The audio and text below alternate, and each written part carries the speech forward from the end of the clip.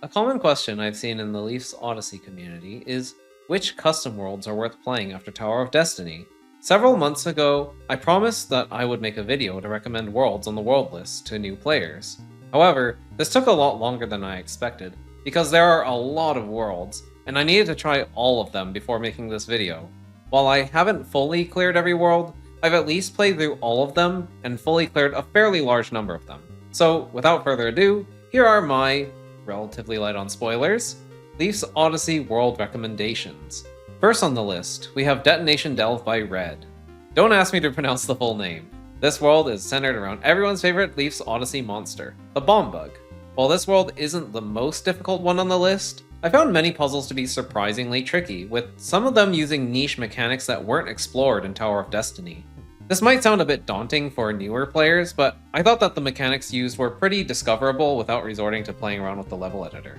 There's also a lot of freedom to try different puzzles within each section, allowing the player to return to the harder puzzles later after seeing some of the other puzzles. Overall, I think this is a fairly beginner-friendly world with a fairly decent length. Just don't expect this to be a walk in the park. Next, we have Fateful Intersection by L.A. Watson of lockpicking fame. This world is structured in small areas with a few puzzles each, ending with a puzzle gauntlet as you ascend a tower, not unlike the Tower of Destiny. However, the puzzles here are brutally difficult, which has already caused some newer players to stop playing this world.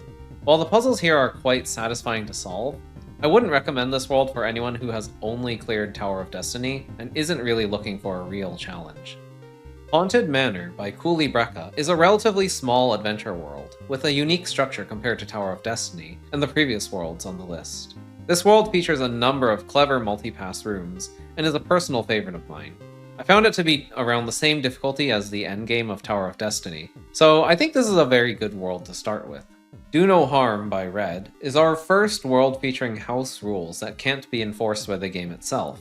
The gimmick here is that you must avoid defeating any monsters as you make your way to the gold star. I didn't find most of these puzzles to be super difficult, but they are pretty unique.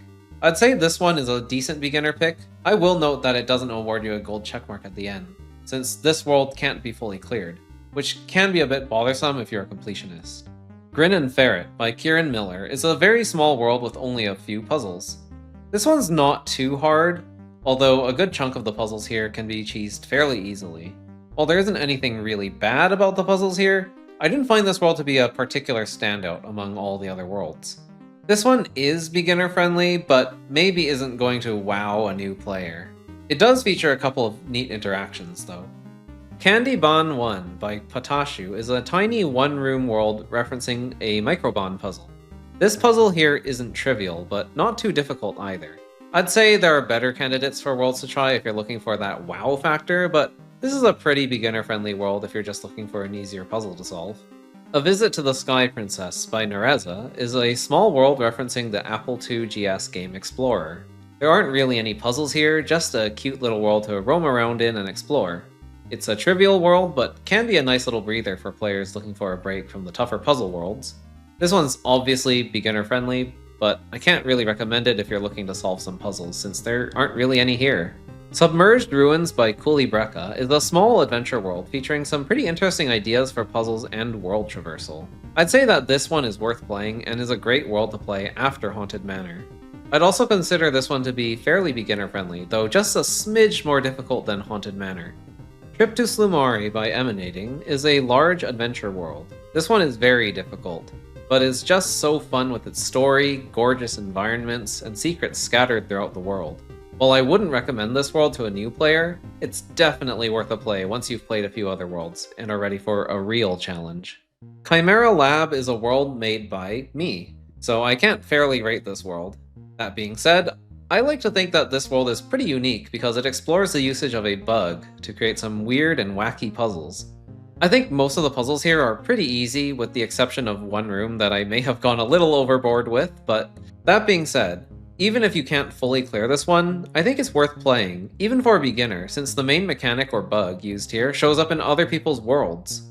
Museum of Monster Art, also by me, is a world featuring some unique machine designs I created. I quite like how this world turned out. I think there isn't anything really difficult here, so it's probably quite beginner-friendly too. From seeing other people's reactions to this world, I'd like to think that this world is pretty creative. Adventurer by Godzilla is probably the most highly recommended world I've seen by far. As the name suggests, this world is an epic adventure featuring stunning visuals and some incredibly creative puzzles utilizing all sorts of niche mechanics. This world was thoroughly tested by playtesters, and also has a pretty smooth difficulty curve, similar to Tower of Destiny's. I do think that some of the later puzzles in this world can be quite difficult, and are generally harder than Tower of Destiny's puzzles, but the early to mid game is pretty easy. Although this world uses a lot of weird niche mechanics, the puzzles make it very easy to stumble upon them and learn them. People can't stop recommending this world, and I can't help but recommend it too. Slitherswarm Ravine is another world by me. This one was meant to be an exploration of monster stacking, which was a new feature added to the level editor at the time, and ended up mostly being about flying snakes with other monsters stacked on top of them. I think the difficulty is kind of all over the place, but the impression I've got from seeing others play it is that the beginning is easy, the mid to late game is more challenging, and the very end is fairly easy. Leaf's Flying Fortress by Godzilla is the first instance of what I call an editor world. I define an editor world as a world that is much easier to solve by playing around with it in the level editor. Generally, these worlds just dump a bunch of puzzle elements in a room, and give you a seemingly impossible task to solve using those elements. You kind of have to design and build your way to the puzzle solution. This particular world is quite difficult, and I definitely wouldn't recommend this as your first world after playing Tower of Destiny. It is pretty creative though, and definitely has that wow factor. Leaf to the Past by BB Dest is an incomplete world that tries to recreate the map from the original Legend of Zelda: A Link to the Past. This project hasn't seen updates in a pretty significant amount of time. From what I've played of it, it's largely just an exploration world with practically no real puzzles. It's also very confusing to navigate and parse, due to the fact that the game it references used a slightly different viewing angle versus Leaf's Odyssey's more top-down view. Since it's not complete and doesn't really have any puzzles, I wouldn't recommend this world to a beginner.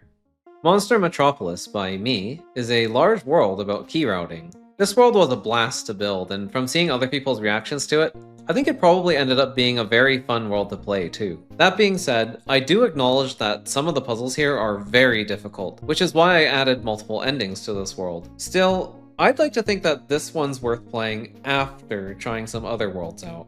Crumbs by 0.5 Degrees is a small world referencing The Witness. It's a fairly easy little world, and it explores some fun turn zero interactions. This one's very beginner friendly, and is generally much easier than Tower of Destiny.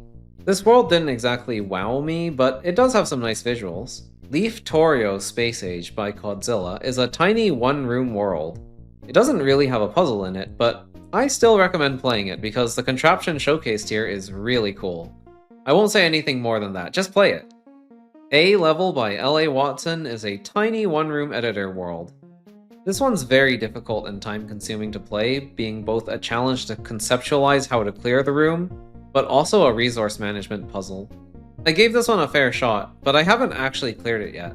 It's definitely not easy though, and I absolutely would not recommend this to a new player. Leaf's new meta-adventure by Grin and Ferret is the largest world in the list by far, and a very strange one at that. This one starts out incredibly easy, but ends up being very difficult towards the end, with some expectations that the player has already played at least Adventurer and Chimera Lab beforehand. This world makes extensive use of multi-pass rooms and also features an achievement system. I can't say that this is the most polished world, since there are typos everywhere and a number of puzzles can be cheesed, but it has a very childlike design and aesthetic that is quite unique among the listed worlds. Leaf Station by Cube2 is a small world with some fairly standard puzzles. This one has a bit of lore in it and some nice visuals. Puzzles here felt easier than Tower of Destiny's puzzles generally, but there was one room in particular that was much more difficult than the rest. That room also happens to be untitled, so there's a small layer of polish missing. Otherwise, this isn't a bad world to start with. Just be prepared to spend a bit of time on the one room that is actually difficult. Club Slugs is another small world by Cube2. This one's about slugs, which are a notoriously difficult puzzle element to reason about. There aren't many rooms, but you'll probably still spend a fair bit of time solving at least one of these rooms. Still, It's a pretty short world, and I think it's reasonably approachable for beginners. Time Bug is yet another small world by Cube 2. This world is kind of odd, since the main mechanism isn't really enforced in most of the rooms. I think this world was meant to implement some kind of binary input contraption, but most of the puzzles here have alternate solutions that don't match the authors. Since this isn't the most polished feeling experience, I'm a little bit hesitant to recommend this as your first custom world. Eyewalker by Codzilla is a one-room puzzle world. If you've played a couple of the previous worlds, then you might know how to solve this one pretty quickly. This world is pretty much just a knowledge check, and if you don't know how to solve this one, you'll be hard-pressed to learn what's required to solve it, so I'd highly recommend passing on this world as your first world. You should come back to solve it later though, because this world has a pretty crafty solution. Best World Ever by Creative Ferret is an April Fool's troll world. Nothing here is particularly hard, so it's pretty beginner-friendly. That being said, most of the trolls here involve wasting your time. There are a few clever tricks here and there, and a couple very surprising interactions that don't show up in any other worlds, but you can safely pass on this one without missing out on much. This world, like Do No Harm, only awards you a blue checkmark for clearing it, since you can't actually fully clear it. Exploration by Creative Ferret is a small exploration world in the same vein as A Visit to the Sky Princess. There's not a lot to see here and very few puzzles, but there are some nice visuals and some fun set pieces in this world.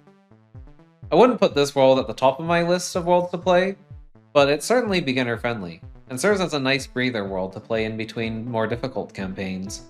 The Tower of Babel by Hank Depoviz 1384 is a sizable collection of puzzles laid out in one big tower. While the visual design of some rooms can leave something to be desired, with some rooms feeling kind of barren, this is a pretty fun world from a gameplay perspective. Puzzle difficulty tends to vary a lot from room to room, but you pretty much have free reign to climb up and down the entire tower to choose which puzzle you want to tackle next. I found the difficulty here to be fairly moderate, with a large swath of puzzles being generally easier than Tower of Destiny.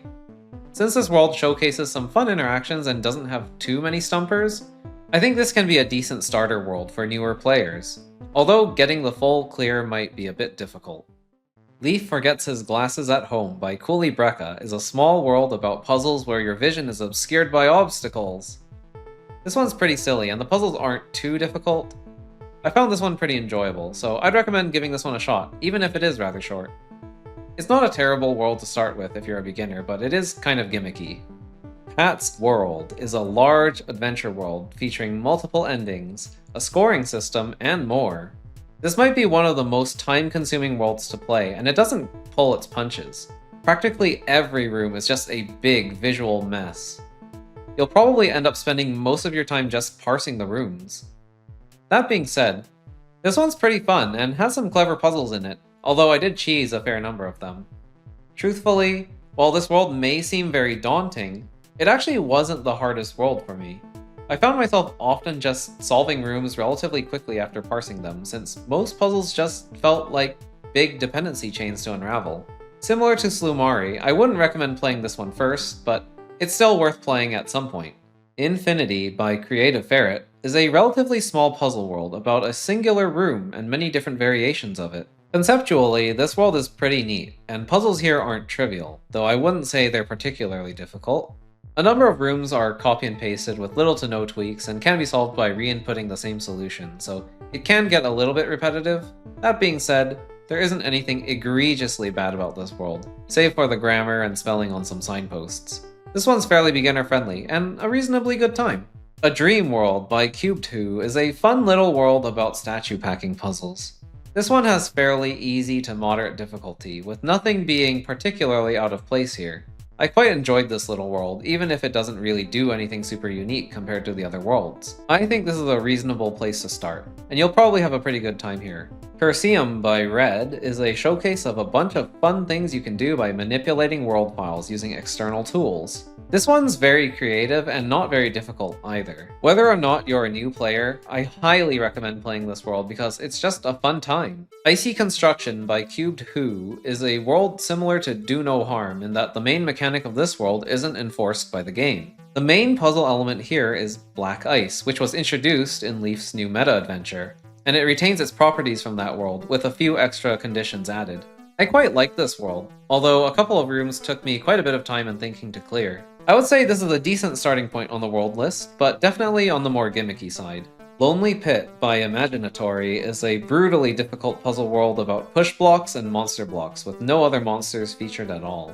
It's also the first world to release after the game was updated to allow pressure plates and sacrifice altars to be placed in the same space as toggle doors, so there are some fun and unique puzzles here. I definitely wouldn't recommend this world to beginners, since this is a serious contender for the title of hardest world. That being said, if you can solve the earlier puzzles in this world, there are some pretty interesting surprises waiting for you later on in the world. The puzzle quality here is top-notch, with most puzzles looking very simple but being surprisingly complex. Highly recommended for players who want a serious challenge. Test World by Grin and Ferret is a small lore world. There aren't any puzzles here because this world is mostly about the atmosphere and lore. It makes an attempt at implementing something like a creepypasta game, but ultimately there isn't much here to talk about. Leaf Goes Camping by Cube2 is a creative little world about 8 puzzles and other sliding block puzzles, implemented using clever wiring contraptions. I like this world a lot, but I'm also very fond of contraption-based puzzles myself. I found most puzzles here to be fairly easy and maybe a little bit easier than the puzzles in Tower of Destiny. I'd recommend giving this one a shot, regardless of whether or not you're a beginner, since the contraptions here are pretty neat. Leaf's Present is another world by me. This one-room puzzle world was made in just 3 hours for the holiday season. As far as I know, nobody's actually played this world yet aside from myself, so I don't have any feedback on whether or not this puzzle is any good. I don't know if it can be cheesed either. Since it's my own world, I will refrain from giving it any kind of recommendation. But if you want to be the first person in recorded history to play this world, then here's your opportunity to do so. And finally, we have Greenway by Cube2, the final world on the list. This one is similar to Infinity in that it's a themed world with the same 2 rooms repeated but with some variations. This one starts out pretty easy but gets pretty difficult towards the end. Every puzzle here is about taxiing around using statues to climb over monster gates. I wouldn't recommend this to a beginner, but it's a decently fun time, although it does feel a bit repetitive, especially since the visuals for each room are largely the same. With that, I've now covered every currently published Leaf's Odyssey custom world. What did you think? Do you agree with my assessments? Let me know in the comments. I'm curious to know what other people thought of these worlds. And if you are a new player who happened to stumble upon this video, I hope you found these recommendations helpful. Anyway, thank you for watching, and I hope to see you in the next video. Oh, come on, are you serious? Alright, so 3 more worlds came out very recently, pretty much all at once, and well, that's the nature of this kind of project, right? It's a bit of a moving target. So, what are we going to do about those 3 worlds? Well, I think I might save them for another video. Maybe when some more worlds come in. We might have to do a part 2. You may have also noticed that the worlds list got an update recently. There's now little puzzle piece icons, and also little light bulbs next to each world. These indicate whether a world is a more traditional experience or an experimental world. Now, I have my own thoughts on this categorization, but I think I will save that for another video. Anyway, thanks for watching. I'll see you guys later.